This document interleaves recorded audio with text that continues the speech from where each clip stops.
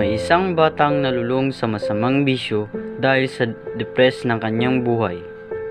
May umilaw at nakita niya ang nakasulat dito. Tama, mali ako. Kailangan kong baguhin ang sarili ko.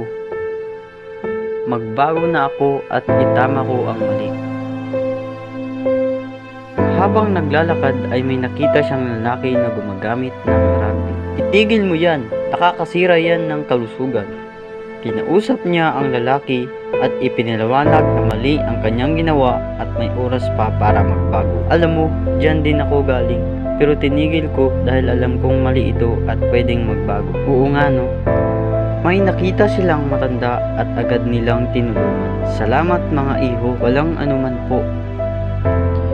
Nagkita sila ng kanilang kasama, kinausap nila ito na magbago at gagawa ng tama. Pre, kamusta? Balita ko nagbago ka na. Magbago na ako pre, kasama ko siya para itama ang mali. Magbago na rin tayo mga pre, gagawa na tayo ng mabuti. Siguro panahon na para magbago na rin tayo kasi mga bata pa tayo, marami pa tayong dapat gawin sa buhay.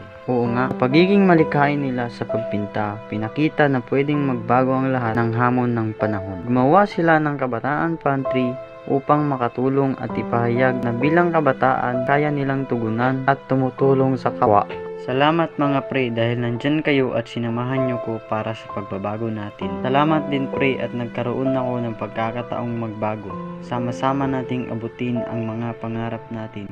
Tuloy lang mga pre, salamat.